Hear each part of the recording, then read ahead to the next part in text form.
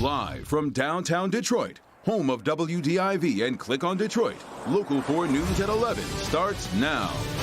Snowflakes exit tonight as the chill intensifies. We're on our way to the coldest high temperature of the season with a warm-up just beyond. That's next. But we'll begin tonight with local communities making new changes ahead of the state's 3-week shutdown, which goes into effect this Wednesday. The 2-day total from over the weekend included 12,763 new coronavirus cases. That averages out to a little more than 6,300 per day. Tonight's headlines: Macomb County Sheriff Tony Wickersham has announced he has tested positive for the virus. Oak Park joins the long list of communities closing city offices, announcing its municipal complex will be shut down through at least January 4th of next year. Plymouth Canton community schools are also shifting back to remote learning beginning next Monday.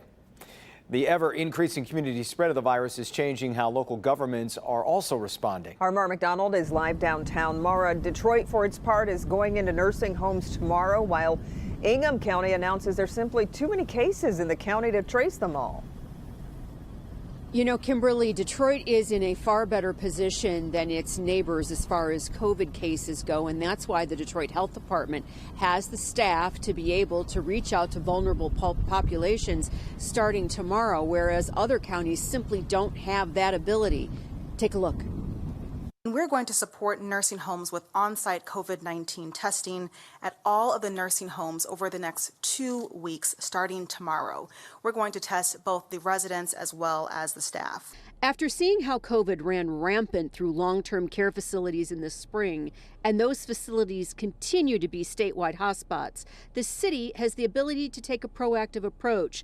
But the rise in cases in other parts of the state, including Ingham County, which is the home to both the state capitol and MSU, means there are simply too many cases to attempt to contact trace anymore. So Ingham County has decided to concentrate its efforts on outbreaks that affect students and seniors. So what is the difference between now and the uptick in the spring? There are far more cases. I mean, like by a lot. I can't even describe how many. I mean, I think before, if we got 50 or 60 cases in a day, we were kind of overwhelmed. Now we've added staff, but you're talking about. I saw a day last week that was 200 cases in a day. Back here live, what Ingham County is seeing is not atypical. It's basically what every health department across the state is having to deal with. Kimberly, Jason, back to you. Yeah, Mara, did the Ingham County health officer have any recommendations for MSU parents? She did, Kimberly. She said that, in her opinion, it would be best if students stayed home, as in home at their parents' homes, while they continued their online learning. She knows the kids don't want to do that. They want to be on campus. Sure. They want to live in their off-campus housing with their friends. But the reality is she thinks it would be better for them and it would be better for the community. Back to you. Okay, Mara, we appreciate it. Meanwhile, Dr. Robert Gordon, the state's health department director, is the man responsible for implementing the new COVID-19 restrictions. He's asking Michiganders to change their plans for Thanksgiving for everyone's sake. I think people need to really minimize getting together with people from outside their own homes inside. I hate to say that. It is painful. It's painful for me personally as a father of two. But I think every time you're inside with folks not from your household, and particularly in a setting where people are taking off their masks and eating, which we all know is what Thanksgiving's all about, there's just a lot of risk associated with it. Gordon believes the new restrictions during the 3-week period should help bend the new curve, but that wearing masks and fewer indoor gatherings will have the most impact. Henry Ford Hospital playing a part in the study of Moderna's vaccine that's been shown to be nearly 95% effective. The hospital is one of 89 of Moderna's trial sites in the U.S. It's the only trial site in Michigan. Half of the participants were given a placebo and half were given the vaccine. 30% of the participants are people of color, including a Henry Ford surgeon. To have diversity in the trial was really important to me, to know that the results could be reflective and used for the community that I serve and live in. Moderna says vaccine doses will be ready next month as long as the vaccine is approved by the FDA and authorized for emergency use. All right, let's check in with Ben, who's watching some places that are getting some snow tonight. Already, that's right. And you're also tracking cooler weather moving in, Ben. Yeah, if you look outside after the sun went down, you probably noticed that there's some spots where the deck railings got a little bit of snow, maybe the mailbox as well. Let's take a look at Storm Tracker 4, which has a band of some lighter snow, even though some of these colors are showing up on the darker side there.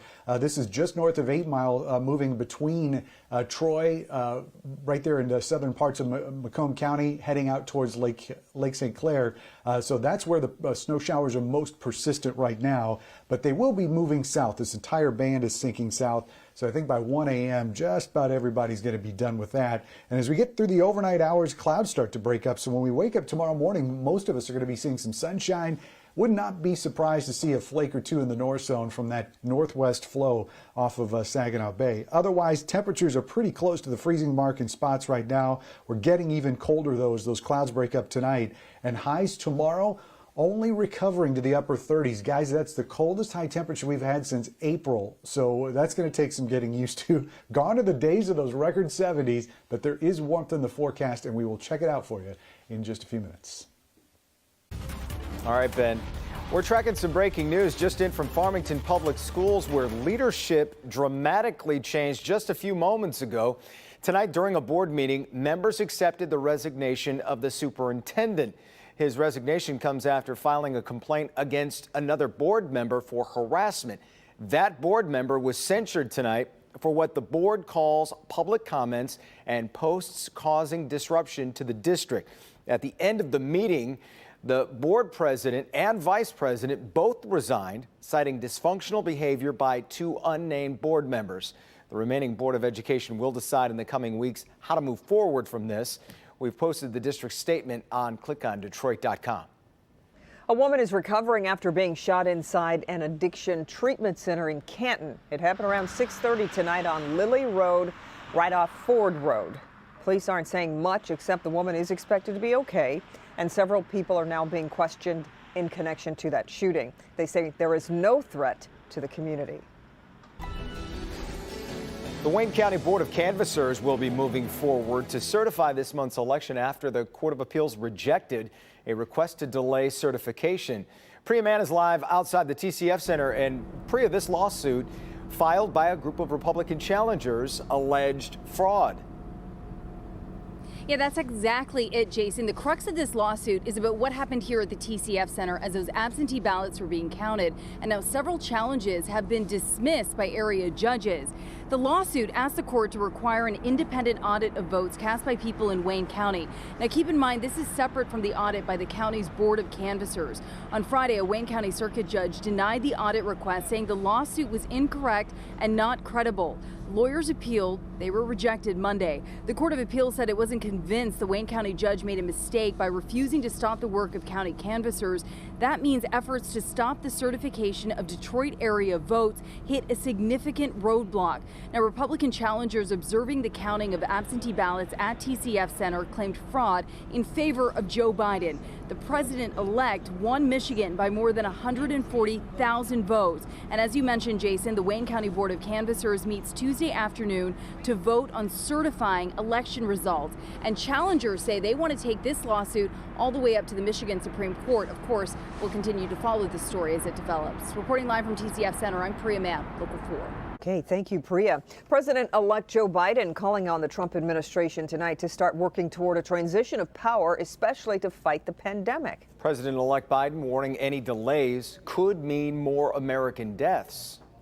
If we have to wait until January 20th to start that planning, it puts us behind over a month, month and a half. And so it's important that it be done, that there be coordination now. President-elect Biden is also urging Congress to pass a coronavirus relief package that includes funding for state and local governments. Meanwhile, the hand recount in Georgia's presidential race has uncovered 2,600 ballots that had not previously been tallied. The uncounted votes came from a Republican-leaning county and would help President Trump gain nearly 800 net votes. President-elect Biden would still be leading in Georgia by more than 13,000 votes. The uncounted votes are being attributed to human error and not a equipment issue. And in Wisconsin, President Trump will have to pay $7.9 million by Wednesday afternoon if he wants a statewide recount there. If the president moves forward with that recount, it could begin as early as Thursday. President-elect Biden is the projected winner in Wisconsin by about 20,000 votes. An Oakland County woman who says she killed her husband in self-defense will be released from prison tomorrow. Tina Talbot will be released on parole. Her husband's family appealed, but Talbot will still be released. Last year, she was sentenced to 20 months to 15 years after pleading guilty to manslaughter. Talbot admitted to shooting and killing her husband at their Waterford home back in 2018. She said he had beaten her and threatened to kill her and her son. Still ahead, there's a new high-tech way to catch distracted drivers. Who's using infrared smart cameras to find drivers breaking the law? Not a matter of stepping in, it's a matter of duty. When you see a woman and her child screaming. A stranger tries snatching a baby. How a Good Samaritan used his training to stop him. Tim. We've brought the night cam out to Clarkston, the DTE Energy Music Theatre. Magic of Lights Festival. A perfect opportunity to load the kids in the car and forget about all the problems for an hour or so. We'll show you around coming up.